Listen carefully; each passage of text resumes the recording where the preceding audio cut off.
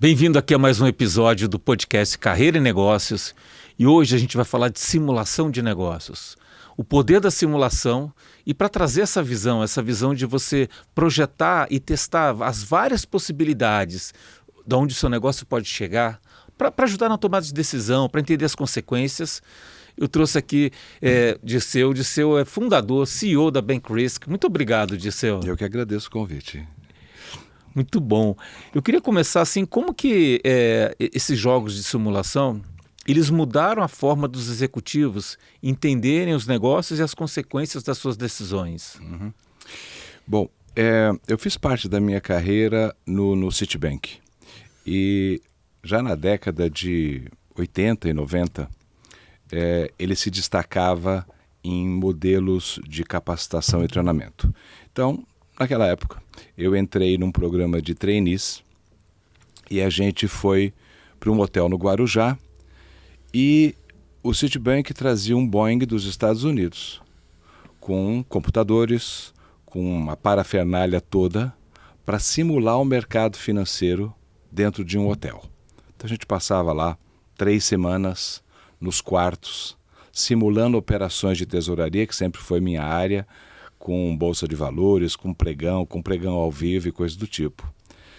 Depois de 3 semanas você já tinha esquecido o seu nome, onde você morava, o que você fazia, você já tinha entrado naquele ambiente, você já era um banco, você era um operador e você saía dali sem dúvidas nenhuma do que você ia precisar fazer na vida real. Aquilo me marcou muito, porque aquilo equivalia a, ficar 6 meses, 1 ano numa sala de aula, nada contra, né, mas coisas que você via muito na prática. Muito bem, e assim era tudo o que acontecia no Citibank. E isso marcou muito nossa vida profissional e coisas do tipo. Quando eu iniciei a BankRisk, ela não iniciou com simulações, como o próprio nome diz, ela iniciou-se para fazer gestão de risco para bancos, numa época que começava a se falar muito em risco de mercado, esse tipo de coisa. E aí nós fomos migrando, porque a gente começava a ver, você se aproximava os nossos clientes sempre foram do mercado financeiro, 90%, você se aproximava de um cliente e você via as necessidades de capacitação dele e as dificuldades que eles tinham de engajar público, aquela coisa toda. E aí a nossa primeira simulação para esse público foi um banking game que a gente trouxe. E o objetivo disso era team building, onboarding, conhecer o próprio negócio, coisas do tipo, e fez muito sucesso. Eu não sei quantas turmas nós já fizemos nesses 15, 20 anos de banking game, mas seguramente são mais de 500. E grandes bancos, médios, enfim, todos eles praticamente brasileiros. Até no Chile nós fizemos isso. Empresas de auditoria, que tinha áreas de banco para entender melhor o banco e tal. Então, começou aí.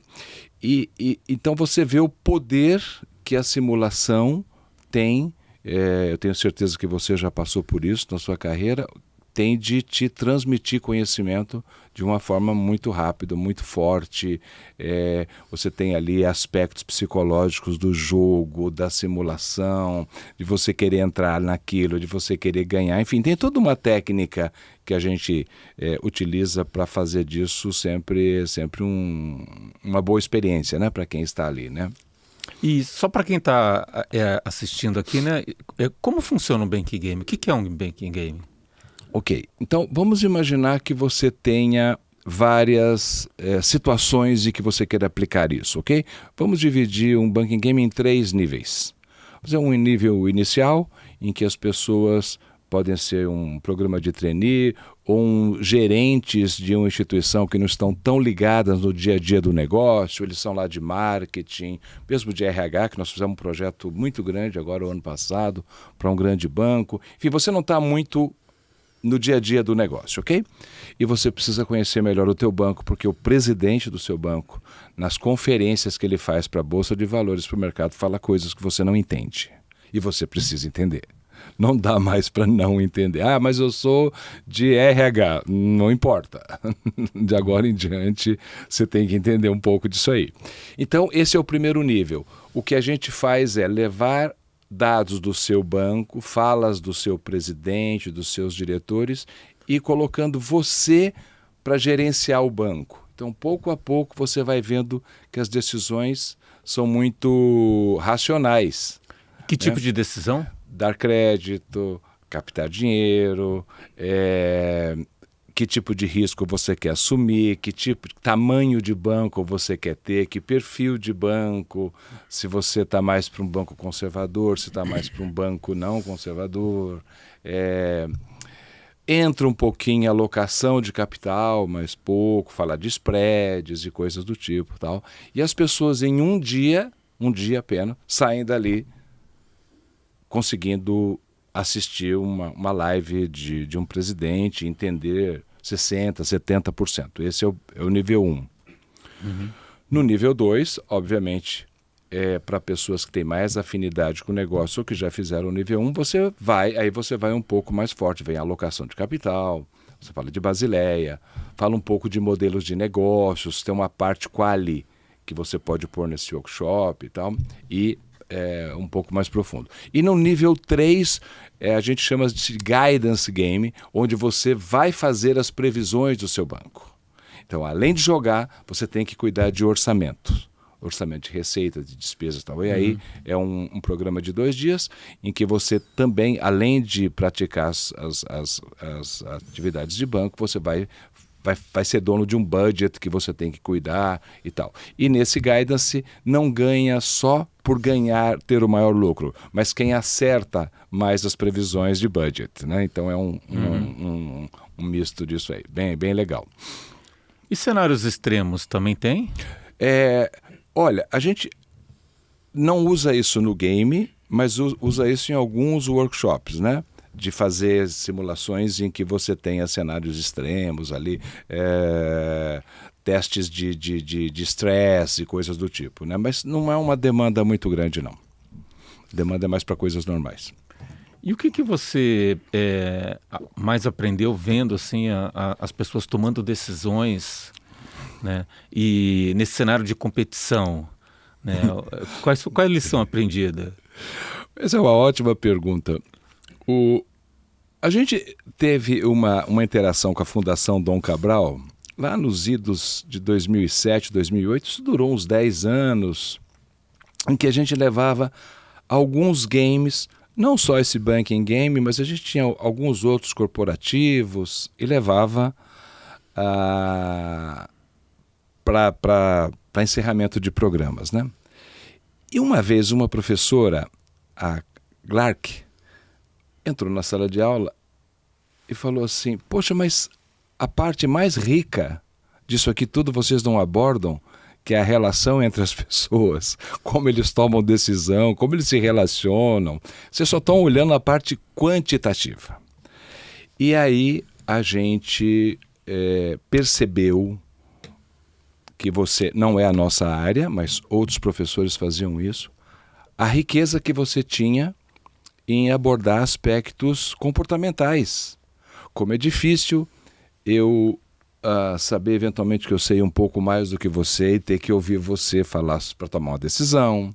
Enfim, coisas do dia a dia, em geral, da vida corporativa. Os ciúmes, eu não ter paciência para ouvir, eu querer centralizar todas as decisões, enfim. Você via ali todos os comportamentos que você tem no dia a dia de uma organização. E a Fundação Dom Cabral dá show em aspectos comportamentais, de liderança, de estratégia e coisas do tipo. Então ela pegava como subsídio daqueles jogos grandes mensagens que ela passava para as pessoas e empresas. Aquilo era muito legal. Então é o que a gente observava. Quando a gente tem programas de trainees em que usa o game para captar novos talentos em bancos, coisa do tipo, hoje em dia a gente vê, eu consigo fazer paralelos dessa nova geração, com minha geração, né? Como mudaram umas coisas do tipo. Então, acho que é um subproduto do que a gente faz, que se a empresa ou o banco tiver pessoas da liderança, ela pode levar para a sala de aula e tirar conclusões legais dali, né? num programa de... É usado para seleção também ou não? Também?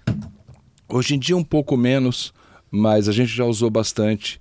Dentro de escolas, inclusive, fizemos um projeto na PUC, em algumas outras escolas, para identificar talentos. E as pessoas das escolas conhecerem um pouco de banco também, né? Tem um lado de banco que não é muito legal assim de se atuar, né? Uma vida bem...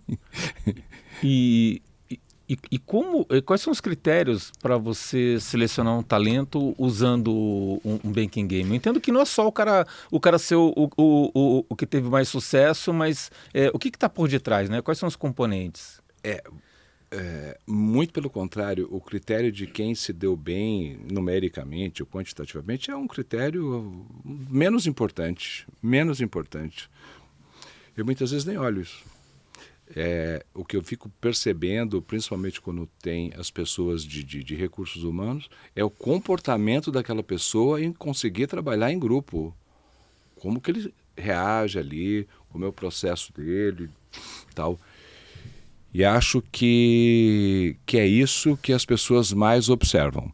E, obviamente, quando você tem personalidades mais fortes e coisas do tipo, eventualmente você tem um grande talento ali que você pode usar para alguma outra área, que você pode moldar, lapidar, né? Não vamos jogar fora isso, mas com certeza você observa muito mais do que a parte numérica, a parte comportamental ali, né? E a ferramenta, aí vamos levar lá para outro extremo, né?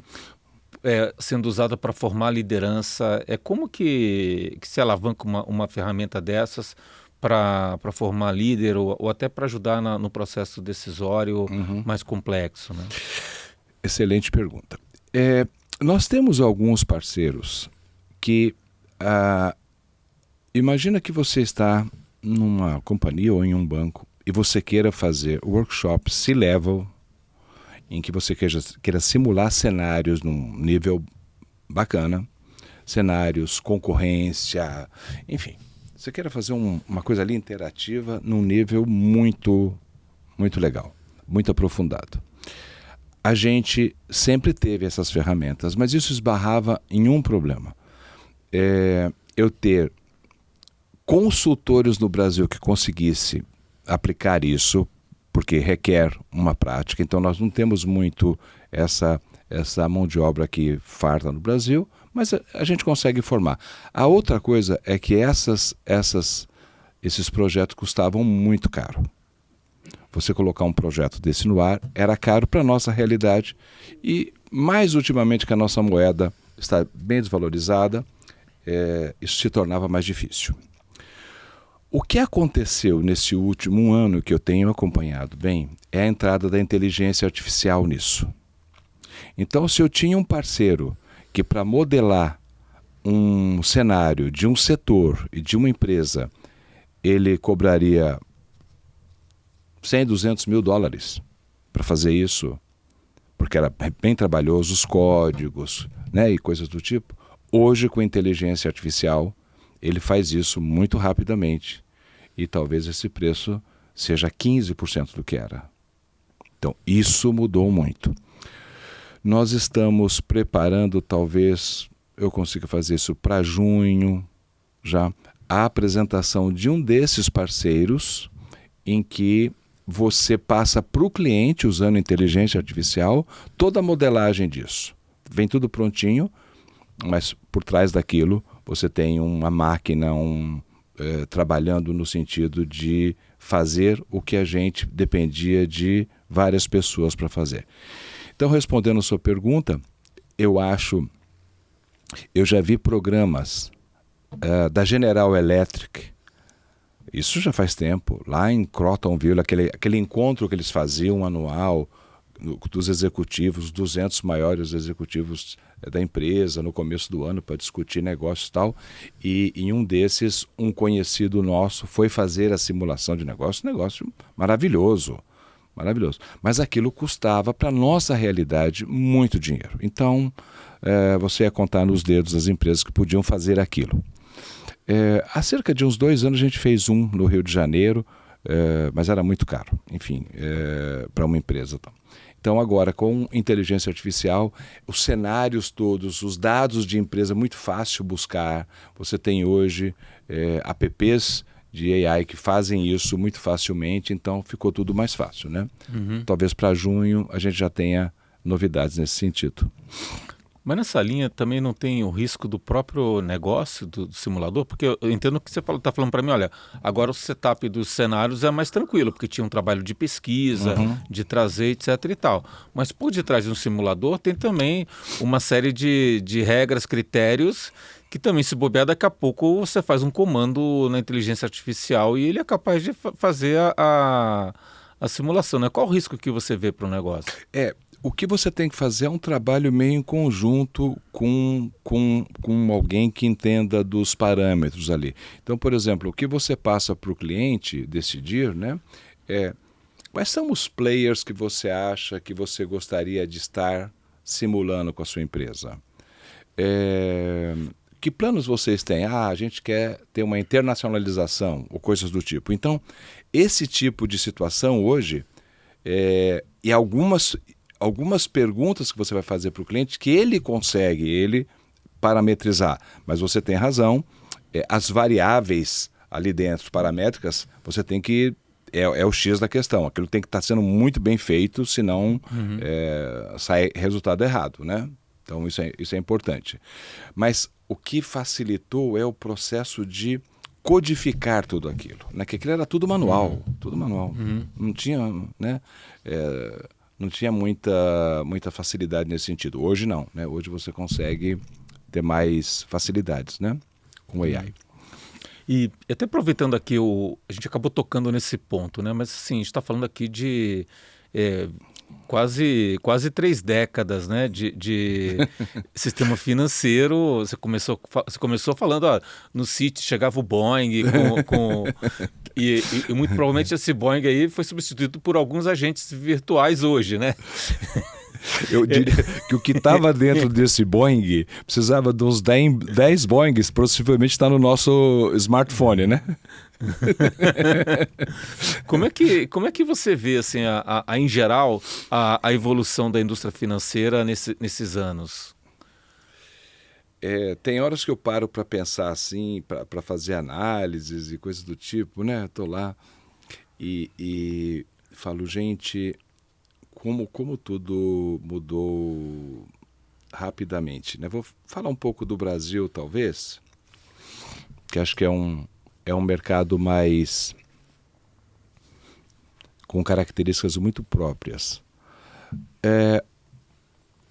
O que nós tínhamos no Brasil, até um certo ponto da minha carreira, era um país muito fechado, em que eu sempre trabalhei na tesouraria, então, em que a taxa de câmbio era ditada por uma norma do Banco Central. Todo dia à tarde saía uma circularzinha e falava a taxa de câmbio amanhã é essa. E vocês se viram. Em que tudo era muito regradinho, em que a gente viveu uma hiperinflação, em que a gente não tinha controles de contas e que a gente... Vou falar novamente do Citibank, mas eu trabalhei em outros bancos, do Rabobank, holandês e coisas do tipo, mas que a gente, para eles, era um bicho meio esquisito. O que acontece lá que a gente não conseguia explicar o que a gente fazia aqui, que era tudo diferente e coisas do tipo. Com a internacionalização da economia brasileira, com o advento China, né, entrando no mercado internacional e a gente ganhando espaço com as nossas commodities, enfim, essa coisa toda, o Brasil, a principal característica que eu vejo do profissional brasileiro, vou falar de mercado financeiro, mas eu acho que vale para outras áreas, é essa capacidade de se revolucionar e do dia para a noite você se transformar de selva para um negócio moderno. Essa nossa capacidade é um negócio doido. Você tinha naquela época, mesmo nos bancos estrangeiros, poucas pessoas falando inglês, inclusive, tinha dificuldade da língua. Hoje você vê, é muito legal ver a gente falando cantores, executivos se comunicando legal em inglês, em espanhol e coisas do tipo. Mas o que aconteceu? Então, a primeira vez que eu fui para os Estados Unidos, pelo Citibank, eu tinha uma chefa. O meu inglês não era legal. Pois ela chegou para mim e falou, você tem 15 dias para resolver essa parada. Neiva Carmo, você vai representar a gente num workshop sobre América Latina, blá, blá, blá, blá, blá, blá, blá, blá, blá. Eu falei, meu Jesus do céu. E um par dela era o Fábio Barbosa, que atuou em vários outros bancos. Agora está na Natura, né? Santander, foi conselheiro de uma pessoa muito conhecida do mercado. Era par dela e a gente se dava muito bem. E eu viajava com ele de vez em quando para algumas apresentações e ele estaria nesse workshop. Eu falei, eu vou encostar nesse cara, eu vou ter que ficar lá e coisas do tipo. E para ser bem sincero, eu decorei a minha apresentação, então Brasil é B, né? Era logo no começo, depois vinha Argentina, Bolívia, Brasil, então eu era o segundo, terceiro, ou seja, não dava nem para aprender com os outros. Eu fiz minha apresentação que estava toda decorada, meia hora que eu sabia cada palavrinha ali em inglês e tal, só não podiam fazer perguntas muito complicadas.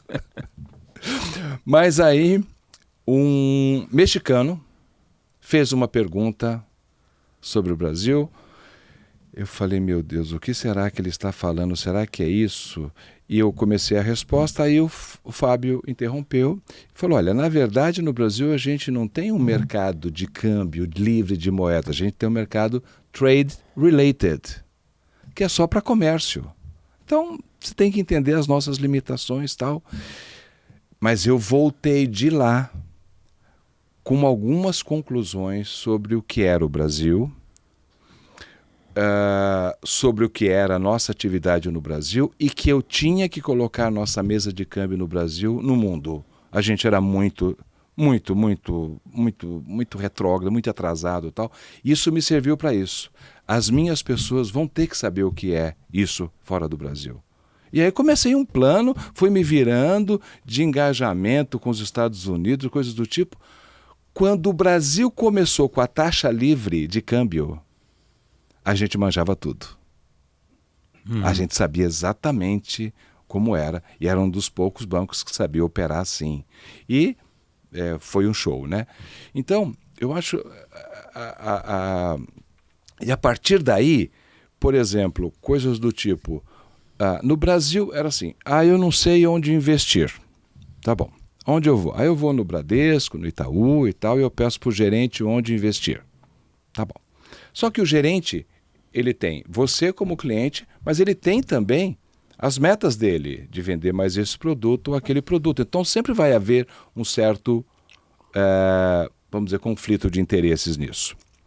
Nos Estados Unidos, as pessoas iam no seu corretor, que escolhia o melhor banco daquele produto.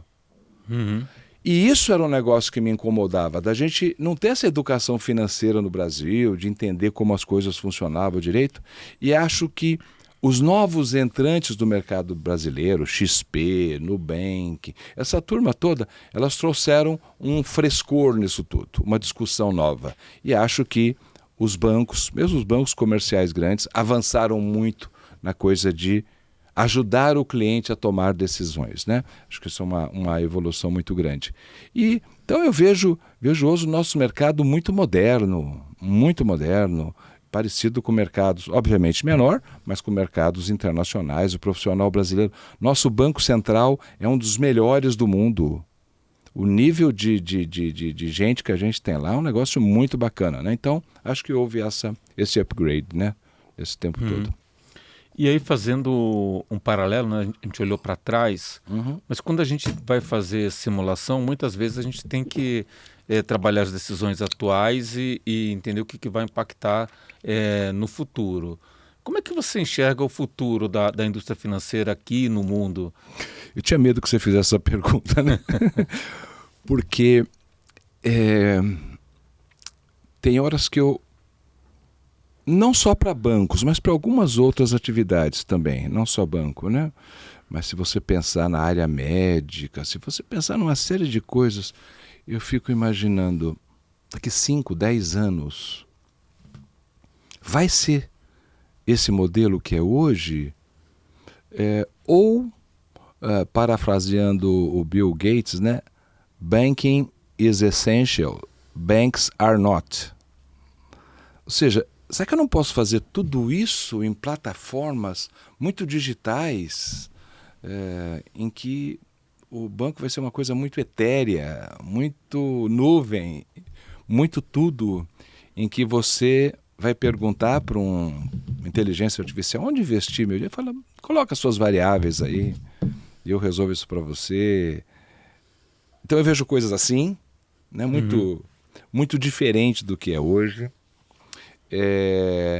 Vejo talvez cenários não tão radicais nesse sentido, mas eu diria que daqui 5, 10 anos, nós não vamos reconhecer o que é um banco comparado com hoje. Esse é o meu sentimento. Não só banco, mas a nossa atividade financeira, sabe? Eu acho que vai ser uma coisa tão automatizada, que vai tomar menos tempo da gente, que a coisa vai fluir muito mais fácil. Acho que a gente complica muito tudo isso hoje, sabe? E deixa a pessoa que não tem muita afinidade com esses temas com medo, né, de tomar decisões e coisas assim, né? Então, estou entendendo aqui da sua visão de um banco tradicional, onde eu tenho tudo consolidado e super especializado. Se enxerga que essas funções elas se dispersam nos diversos serviços e funções que podem estar sendo prestados por uma empresa financeira ou não, né? Por outro lado, o banco ele tem sempre essa questão da segurança, né? Como é que você vê esse caminho para eu poder prestar o serviço que um banco presta? E pode ser bem específico. Você falou de câmbio. Então, assim, contratar câmbio, sei lá, há uns 10 anos atrás era terrível. Era uma experiência muito complicada e você se sentia depois, assim, extorquido no o que você pagava de taxa, as condições, etc. e tal. E você não tinha muita opção, porque era o câmbio já estava direcionado para aquele banco especificamente. Hoje você chega num aplicativo de Wizard, qualquer um desses... Nomad. Mudou completamente a experiência, a velocidade e o custo, né? Só para dar um exemplo, né? E como é que você vê aqui, na hora que essas funcionalidades elas se dispersam, o que garante aqui a segurança do usuário que está do outro lado, né? Esse é um ponto crucial nessa história toda, que os bancos centrais hoje tentam resolver. Eu acho que tem atividades da intermediação financeira que são mais fáceis de resolver e que o risco se torna um risco cibernético. Okay. Tipo câmbio.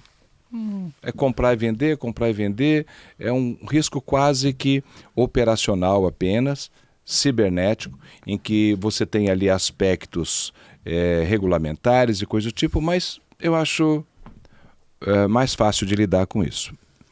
Agora, quando você fala de risco de crédito versus o funding de um banco, quem coloca seus recursos de um banco quer, além de ter garantia de um risco cibernético, ele está querendo a garantia do risco do banco. E aí isso é um pouco mais complicado de você resolver. A transformação desses recursos em ativos de risco por banco, acho que vai continuar sendo feito do mesmo jeito.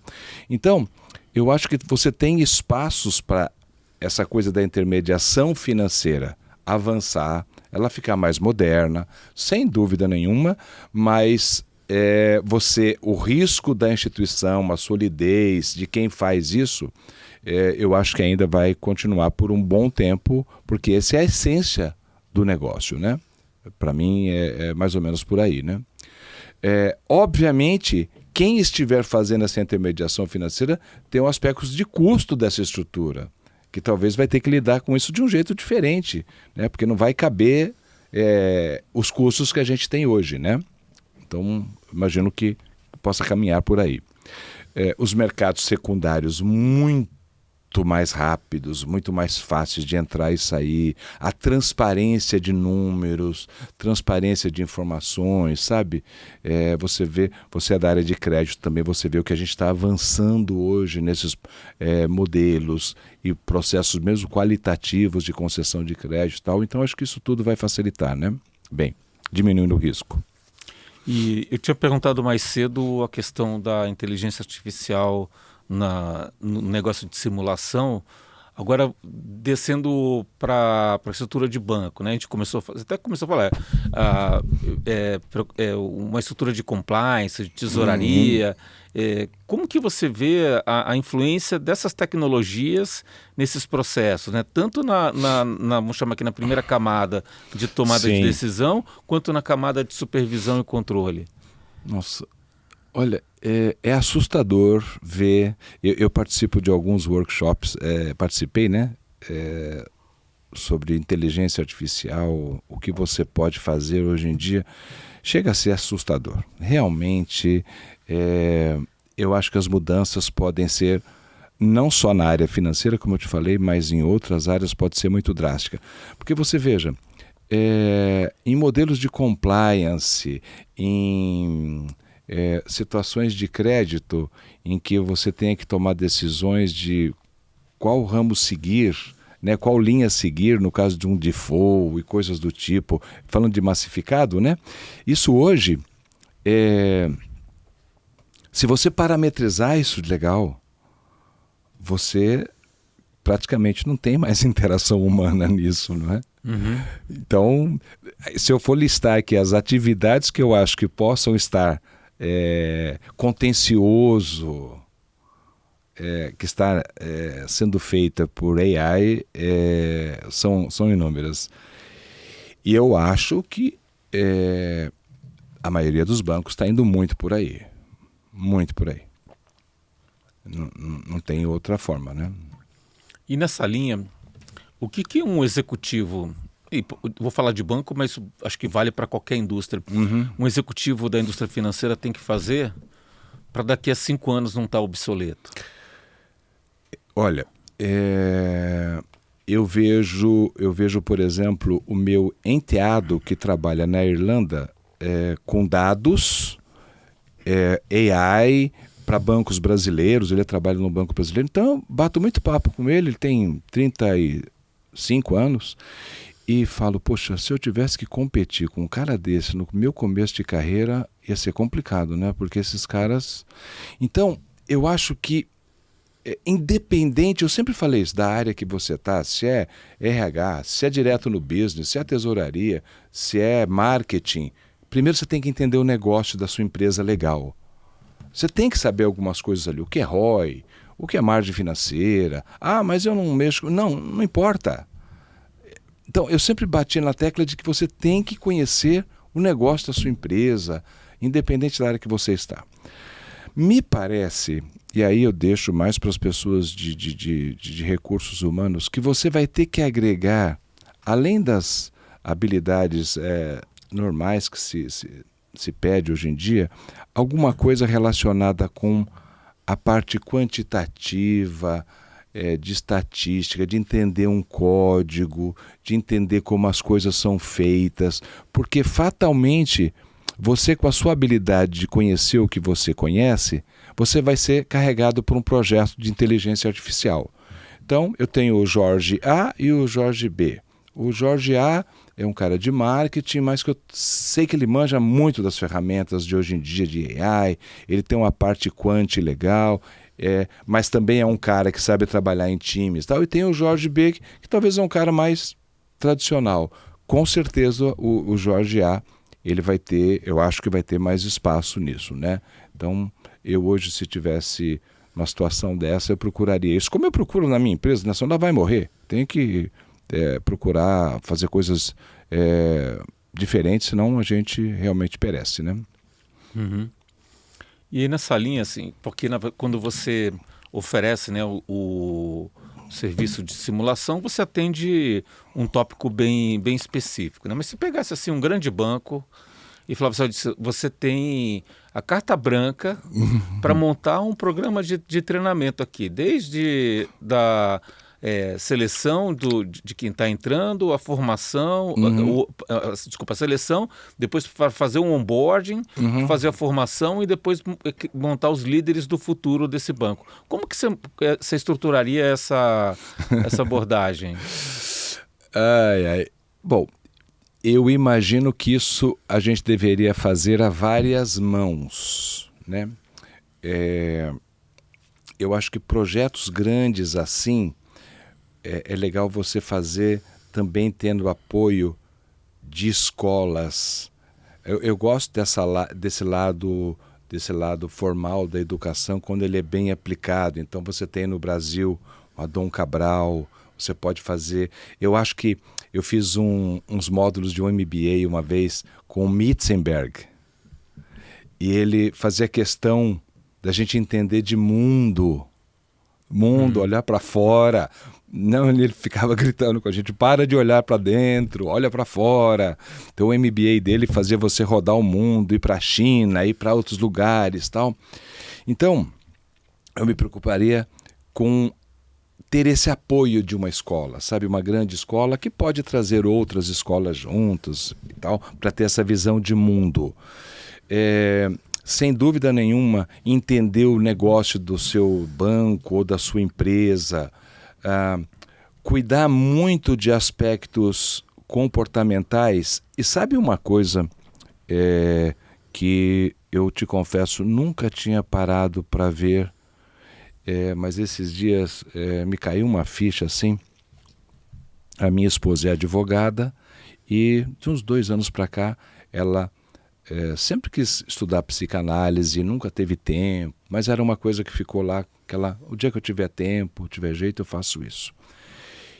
E aí nós começamos a conversar sobre a saúde mental das pessoas, seja em banco, seja em empresa. Agora tem uma NR1 que está cuidando disso. Então, sabe, eu tentaria também nesse projeto todo trabalhar o lado de saúde das pessoas, seja mental, física, porque eu acho, se eu tivesse tido na minha carreira no Citibank, eu sofri tanto em alguns momentos, em outros bancos, que eu não tinha um apoio para conversar sobre isso, sabe?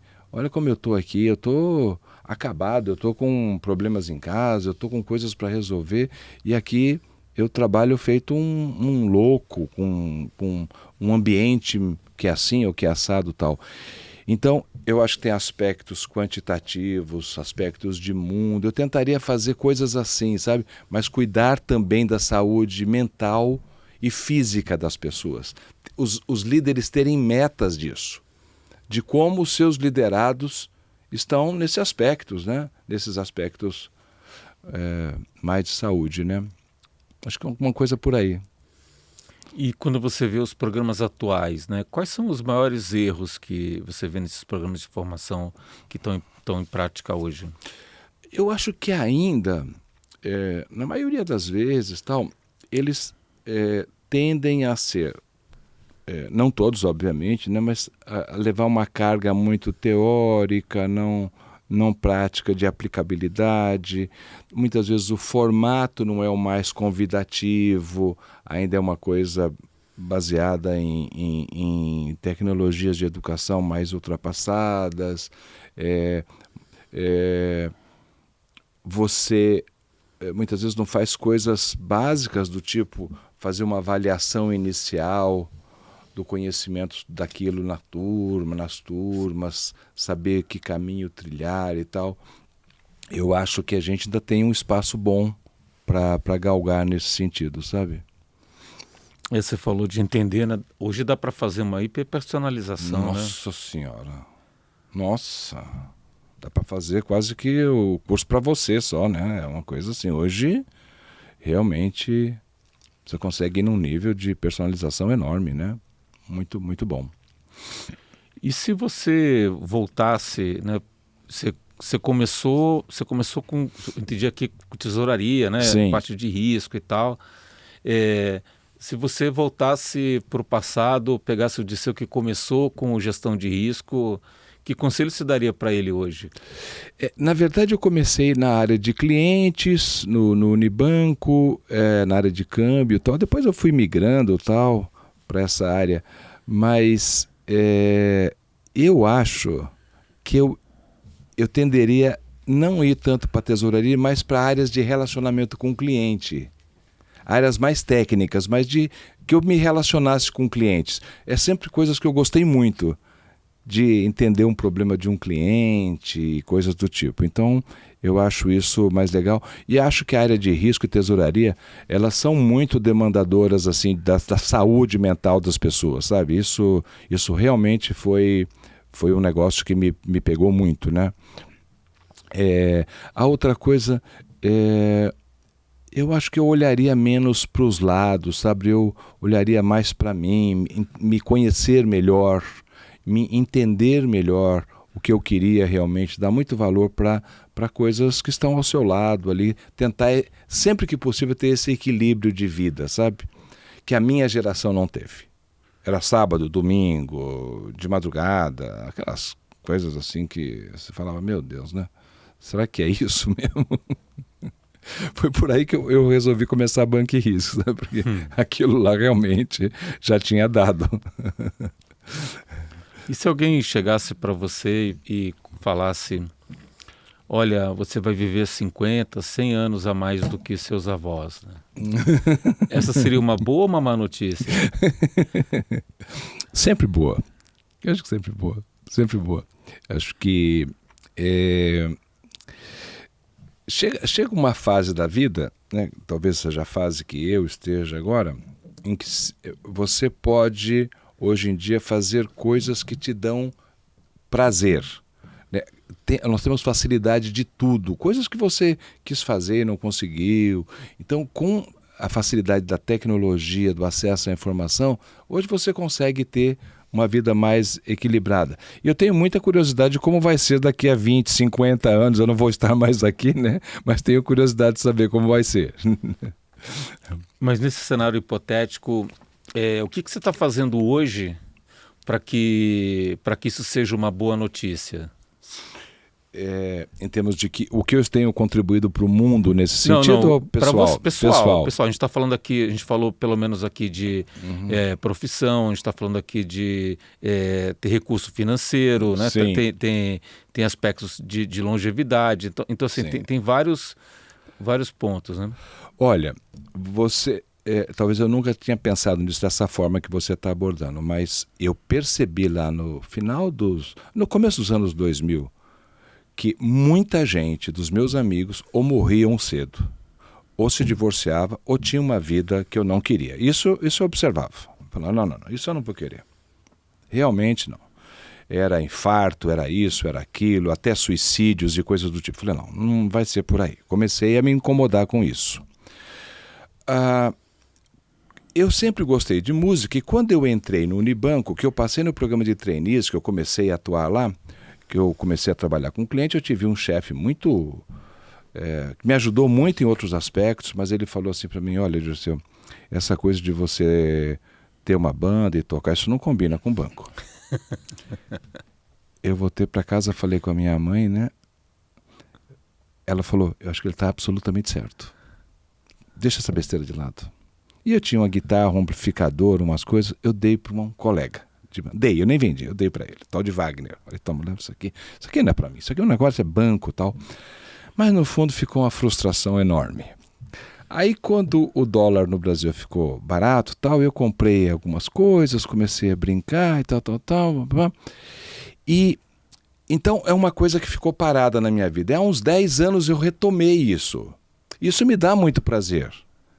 Né? Eu moro num lugar que eu posso jogar futebol, que eu posso ter um tempinho para mim, que eu posso me dedicar à música. Tirei minha licença da Ordem dos Músicos, que era um sonho, fui estudar e coisas do tipo. Então, eu acho que se você conseguir equilibrar essas coisas, é um negócio legal, né?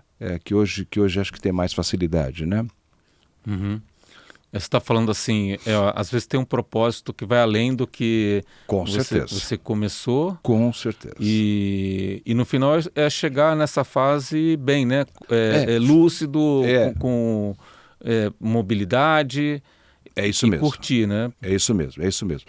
Acho que cuidar da saúde quando você pode, isso não é papo furado hoje em dia, né? Eu sei que a minha geração não ligou muito para isso, mas depois caiu a ficha.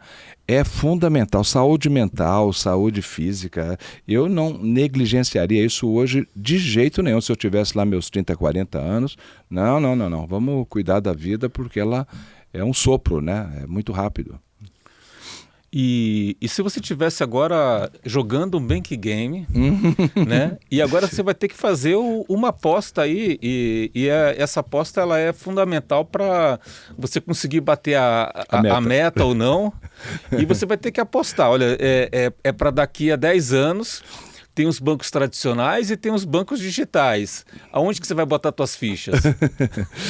Eu acho que até os bancos tradicionais, no mundo inteiro, eles já perceberam que o nosso negócio vai passar por uma disrupção. Passou já, mas vai passar por uma disrupção maior. Como tudo, se você falar como vai ser uma consulta médica, qual é o papel de um médico daqui a 10 anos? Como é que vai ser isso? Ir no hospital, fazer uma consulta, ou um advogado, tem tanta coisa, a nossa mobilidade urbana e tal, e por que não serviços financeiros? Será que as pessoas não vão conseguir fazer a maior parte sozinhas? Então, eu acho que não tem dúvidas de que o caminho é sem volta. É o caminho sem volta. É ir para essa linha que nós estamos falando, do digital. E você me fez a pergunta, como é que você vê um profissional nisso aí? Você tem que se virar e ver onde você se encaixa, não pode ficar parado, no sentido de agregar conhecimentos novos, entender essa coisa de mundo. Eu sempre falo, entenda o que está acontecendo no resto do mundo. Vai falar inglês, vai falar espanhol. Falar que eu digo, pelo menos entender, saber ler e ver o que está acontecendo no mundo. Não fique no seu pedaço só, porque o mundo aí fora é outro. E você tem que entender isso. Você está vendo os carros chineses agora? Eu fiquei fissurado pela indústria de carro chinesa. É cada carro. Você nunca viu aquilo na sua vida. Como é que vai ser isso daqui a alguns anos? Esses caras vão dominar isso aí, eu acho. Né? Do carro elétrico, carro híbrido. Mas a concepção de fazer carro, como isso mudou, né? E há 20 anos atrás não tinha praticamente carro na China. Então...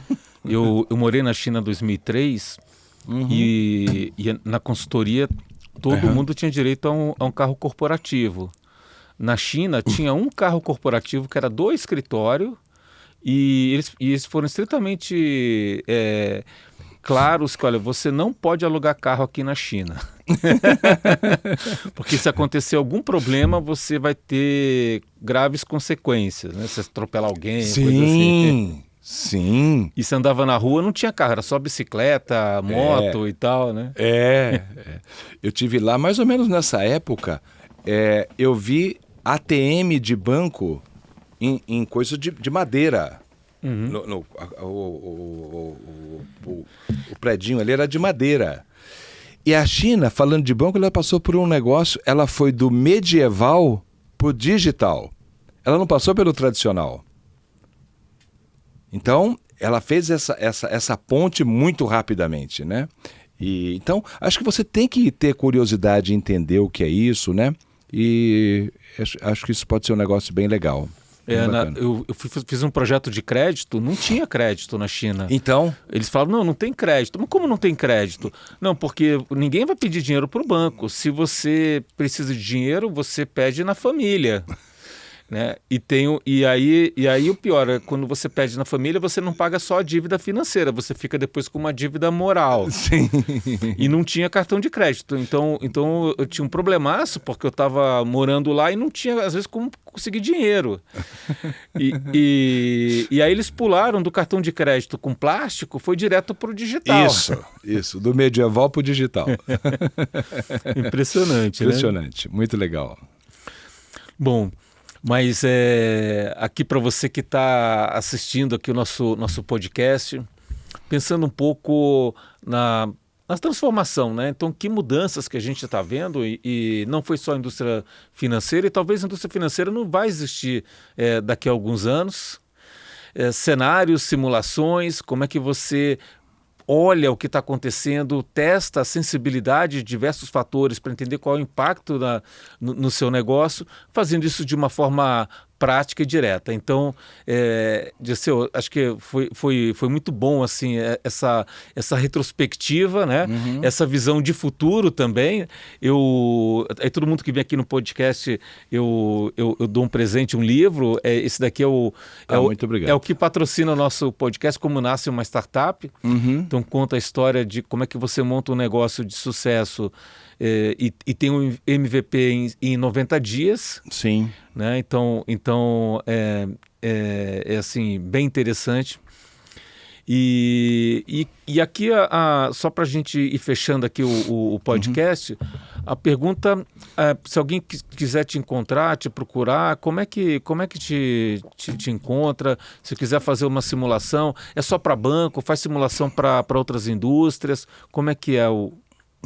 Não, nós fazemos para várias indústrias, nós estamos segmentados lá por indústrias, é que pela minha formação e pela atuação da BankRisk, a gente atua mais com bancos e mercado financeiro, mas acho que o melhor forma é via o nosso site, né? BankRisk, bankrisk.com.br, tem lá o contato, mandar uma mensagem para nós e nós vamos ter prazer em atender, né? Com certeza. Muito bom. Então, para você que está pensando aqui, entendeu aqui a questão da simulação, não é você ganhar, não é você perder, é como é que você pensa. Isso. Então, quando você tem o dia a dia e ganha ou perde, você está sempre aprendendo e refletindo sobre por que valeu a pena, o que você aprendeu com isso e como que você evolui, né? Logicamente o Banking Game tem todo um arcabouço tecnológico por detrás, mas no fundo é um processo, né? Um processo que, se você não faz nada, você já está errando. Se você erra, você aprende, você evolui, você vai construindo e vai se preparando, porque a gente viu aqui hoje a transformação que uma das indústrias sofreu, e talvez não tenha nem sido a principal, porque a gente falou rapidamente aqui sobre saúde, sobre mobilidade. Isso também estão passando por transformações equivalentes, e aqui quem surfar essa onda e se preparar vai conseguir ter sucesso daqui para frente. Compartilha esse episódio, é uma visão aqui prática e visionária, né? E segue a gente aqui no canal. Muito obrigado, Dirceu. Eu que agradeço o convite. Até uma próxima. Até a próxima.